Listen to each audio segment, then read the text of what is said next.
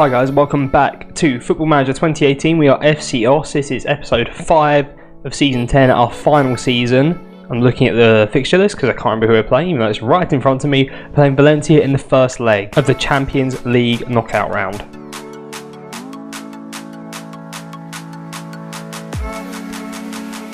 So hi, welcome back. It's not been long since we last met, which is kind of rare for me in this save these days. We'll get right into it though. You last met me for this 5-1 win over Zaval in the league. Real straightforward. It's been straightforward since then, to be honest. We played Az and won 5-2, Buzek twice, Karavic twice, and Vaheyan once on the score sheet there. Before we played Utrecht at home, Marta, Gray, Buzek, and Bals on the score sheet. Bals is a new signing, labelled as a wonder kid. He's a 20-year-old Austrian, just turned 20, 3-star current, 4.5-star potential, a left winger. He's right-footed as well, so he's very much in the Carlos Romero mould, so opposite-sided winger, but naturally, which is really strange. Training him up to be a right winger, but again, we're not going to see any of the progress because we're leaving the end of the season. And then the final fixture before our debut in the knockout rounds of the Champions League was a 4-2 win over Groningen, this time in the league. Bolkosian, Zuniga, Buzek, and Bals again on the score sheet in a 4-2 win. Again, straightforward, we're just gifting goals away because that's what us do. So when I last met you, the transfer window was still open. That's when we signed Bals. So you can see a 4.4 million signing from Sturm Graz, which is quite pricey, but he's been pretty good this season for them. 5 assists, 1 goal in 16 appearances, 7.58 average. I just thought I'd try and set up the team for the long run. In addition, what I didn't tell you was that we are actually signing a few players on future transfers. I think I said we're signing a few youngsters. I can't remember this guy, for example. He's a 15-year-old German, so probably nothing. We are signing this guy on a free, though, James Martin from FFA COE, the Australian sort of Centre of Excellence, whatever you want to call it. I can't remember much about him, potentially up to 4 stars, and they're our sort of feeder club, if you remember, which is quite nice. He's got some okay physical, some not so much, but good natural fitness and balance. Acceleration's good, but everything else needs working on. Everything's sort of lacking in fits and starts, but determination of 19, teamwork 16, work rate 14, all good. Crossing and dribbling are okay for 17 years old. And then some technicals will probably round themselves off as well. Quite nice to just have an Australian player, really. I guess we'll see how he gets on in future years when we go back and have a look. And then we are signing this guy on a free transfer as well, Christian Uzki. That's going to be hard to say, but not my problem. He'll be 25 by the time he joins. He's joining on a free transfer from Man U. So it's something we don't really do very often is free transfers. Signing for about 30 odd K a week for a few years. But really good physicals on him, good technicals and good mentals. So happy all round. He's not playing much of Man U. I did want to bring him in earlier, but they wanted something like 8 million to bring him in January. I just wasn't willing to pay that.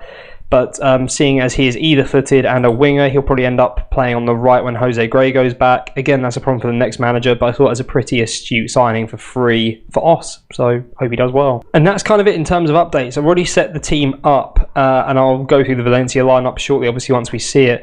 But we've got Cesar in goal, Manuel, Munoz, Bolkosian and Suzini at the back, Ronaldo, Prazak in the middle, Graham Romero on the wings, and then Buzek and Zuniga up front. So I didn't think Zuniga would be back, but he is just about back. So this is more or less our first team lineup, probably is our strongest lineup.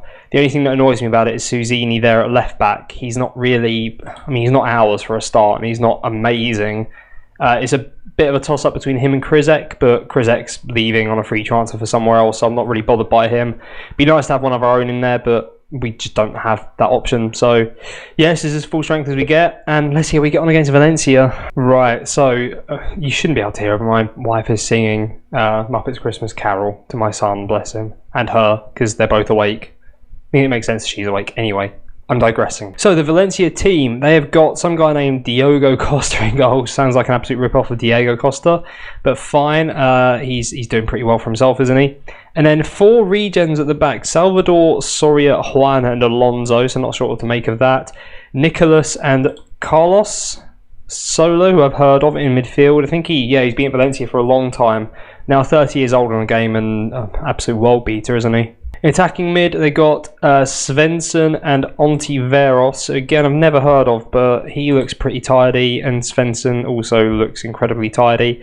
And then a regen attacking mid, Andre Gomez, who, everyone's so potent. And up front, not starting with Gretarsson, they're actually starting with Pedro Marquez, who, again, I've never heard of, but he's probably fine. But Gretzson is on the bench, and interestingly, Valencia these days managed by Mauricio Pochettino, so we'll see how we get on. It wasn't until I sort of looked back at the history books, I was pretty sure this was the case. We actually played Valencia in Season 7 in Europa League, and that was, I think it was the round, it was the round of 32. Zuniga's through within seconds, and that's a really good chance to take the lead early on, and that's another good chance. I'm going to have to just show that regardless of my face. That's from the corner, and I never show the corner highlights, as you know. But yeah, we drew against them, was it 1-1, I think, at home, and then we beat them 1-0 away or something like that in the round of 32 in the Europa League, the season we went out in the quarter-final to the last-minute penalty missed by Boghossian.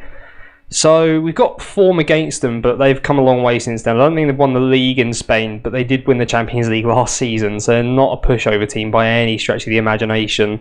You can see from the quality of their team, they're very good. And we don't need to be giving away penalties, do we? But that's what we've done. Well done, Munoz, or whoever it was. I think it was Munoz. Marquez steps up. Come on, Cesar. Oh, it looked like he got a hand to it. We're already up against it. That's great. Let's have a look at this again. Oh, that's weak.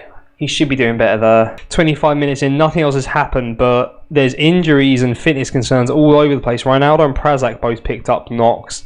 Their attacking mid, Andre Gomez, has gone off with an injury. I don't know who's come on to replace him, but Ramiro down the left side cuts in onto his favoured right foot, goes over to Gray on the right side. There's good crossing position. If anyone can get their head on it. It's gone deep. Ramiro drops down. Zuniga scores. It's an equaliser. It's an away goal that could be crucial come the end of the second leg. Can't tell who it is. He's come on some Advaj or something. He might be, I mean, it's a humorous name to start with, but he might be a regen, he might not. Sorry, new gen. That's been around the FM community recently. Regen or new gen. We all know new gen's the correct thing, but those have been brought up with regen. It's hard to let go sometimes. But Ramiro has it, gives it to Buzek. Prazak is overlapping down the middle and puts it straight at Diogo Costa in the goal when there were two options to his left for a tap-in. And without too many highlights going in, I'd say we've had the better of the opportunities going into the break. Pedro Marquez now injured. So Greteson comes on against his former club just before half-time. We know what to expect from him. He is pretty good. He's got a good rating in Valencia at the moment. I think he's on like a low sevens, but he's only scored about 5 goals in 17 league games or something. But yeah, keeping him out is going to be key. Highlight starts with a deep free kick from Valencia, just hoofed towards Greteson. We do get a couple of flying tackles in, which is great commitment, and Gray does pick up the loose ball. Gives it to Cesar, and that's a pretty terrible clearance, and Greteson's through on goal.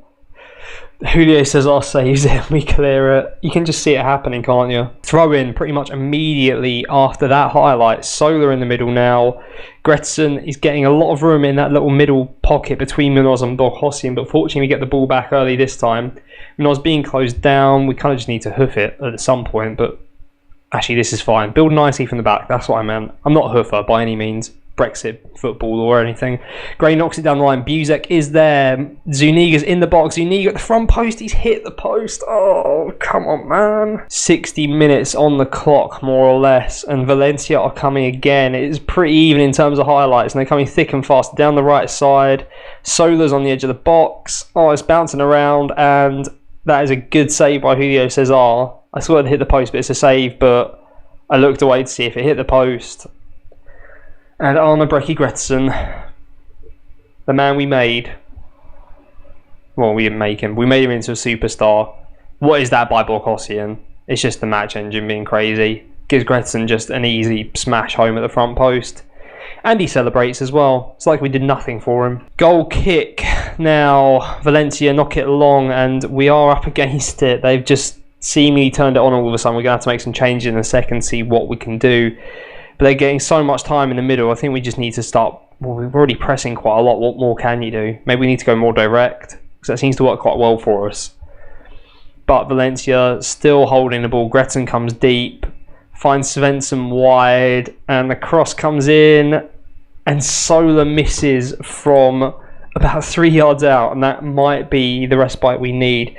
Prazak is struggling though. Vaheyan is on the bench, long time successful player for FC Austin in the middle, so he can come on. Urba's been trained in left back role, so he comes on for Suzini, who's on a yellow.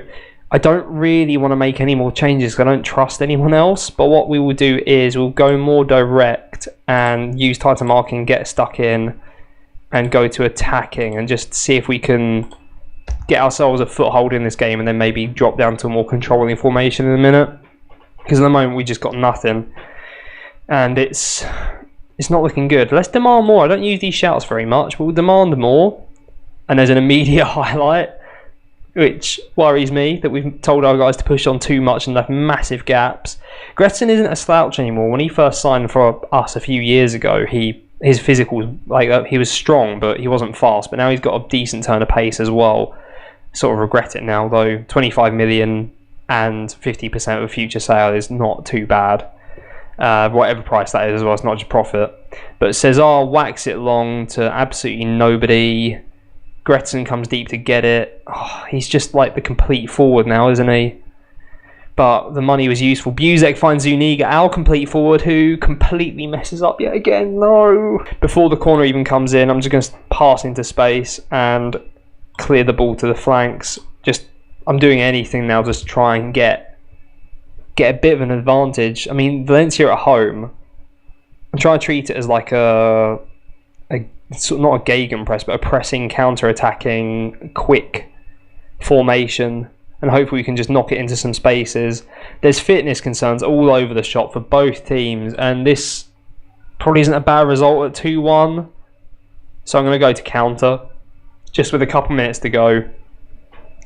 It's a shame. Looks like unless there's a last-minute goal from Moss here, we do have a throw-in, but it looks like it's come to nothing. Disappointing, but 2-1 isn't the worst as long as it stays 2-1. Valencia are running at us. Not like this, please. End the game, end the game, end the game. Right, a 2-1 loss.